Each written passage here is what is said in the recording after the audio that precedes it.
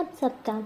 अगर आप मेरे चैनल पर पहली बार आए हैं तो मेरे चैनल को सब्सक्राइब ज़रूर करें और मेरी कहानी आपको कैसी लगती है कमेंट करके ज़रूर बताएं। नंदों का वार कामचोर भाभीियों पर भारी। गांव के किनारे बसा था एक सुंदर सा परिवार, मिश्रा जी का घर। घर में 3 बेटे थे, रवि, संजय और दीपक, और इनकी 3 बहुएं, पिंकी, कविता और रीना। तीनों शहर से आई, पढ़ी लिखी, स्मार्ट, लेकिन एक बात में ज़रा कमज़ोर थी, घर के कामों से कोसों दूर। रवि, संजय और दीपक तो खेतों और दुकान में जुटे रहते, पर घर की जिम्मेदारी जब सास पर आ गई तो धीरे धीरे उनका शरीर जवाब देने लगा। पर बहुएं थी कि बस मोबाइल, टीवी और सोशल मीडिया में व्यस्त। मिश्रा जी की 2 बेटियां, ज्योति और माया, साल में 2 बार मायके आती थी। एक बार राखी पर जब दोनों आई तो माँ की हालत देख हैरान रह गई। माँ, इतनी कमज़ोर हो गई हो, सब ठीक तो है? माँ ने मुस्कुराकर कहा, सब ठीक है बेटा, बस थोड़ा थक जाती हूँ। पर बेटियाँ समझ गई, कुछ तो गड़बड़ है। 2 दिन रही तो सब साफ हो गया। भाभियाँ सुबह 9 बजे तक सोती, फिर काम वाली से झाड़ू पोछा करवा कर खुद तैयार होकर मोबाइल में लगी रहती। माँ अकेली ही रसोई, कपड़े, पूजा पाठ सब संभालती। ज्योति ने माया को आंख मारी और कहा, अब इन कामचोर भाभियों को थोड़ा सबक सिखाना पड़ेगा। योजना बनी कि घर की रानी बनाओ अभियान। अगले दिन दोनों बहनें सुबह 5 बजे उठी, माँ के साथ रसोई में जुट गई। झाड़ू पोछा बर्तन सब कुछ कर डाला, भाभियों को सोने ही दिया।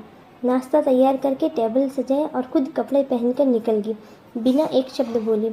भाभियाँ उठी, सब कुछ तैयार देख चौंक गई।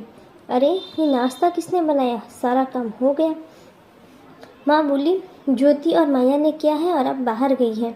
दिन ऐसे ही बीतने लगे। नंदों ने 3 दिन तक घर को होटल बना दिया।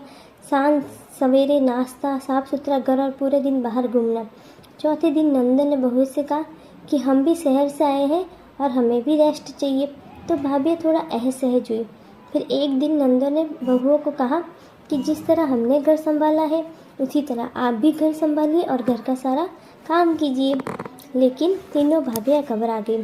किसी से रसोई नहीं संभली, किसी से झाड़ू नहीं हुआ और दोपहर तक घर अस्त व्यस्त हो गया। उसी शाम ज्योति और माया ने सबको बैठक में बुलाया और प्यार से कहा, भाभिया, आप हमारी बड़ी हैं, लेकिन माँ की हालत देखकर दिल दुखता है। घर संभालना सिर्फ एक की जिम्मेदारी नहीं, हम सभी की है। आप पढ़ी लिखी हैं, समझदार हैं, क्या घर चलाना आपकी शान के खिलाफ है? पिंकी की आंखें भर आई। हमें एहसास ही नहीं हुआ कि माँ कितना कुछ अकेले कर रही थी। हमने समझा कि ये उनका काम है, लेकिन आज जब खुद करने बैठे तो समझ आया कि ये कितना मुश्किल है। तीनों बहुएं खड़ी हुई और माँ से माफ़ी मांगी। उस दिन से घर का माहौल बदल गया। हर बहू ने एक काम अपने ज़िम्मे ले लिया। माँ को आराम मिलने लगा और नंदो ने मुस्कुराकर कहा, काम चोर से कर्मवीर बन गई है हमारी भाभियाँ। इस कहानी से हमें ये सीख मिलती है कि घर सिर्फ एक इंसान की नहीं, पूरे परिवार की जिम्मेदारी होती है। जब सभी साथ मिलकर काम करते हैं तभी रिश्तों में मिठास और घर में सुकून बना रहता है।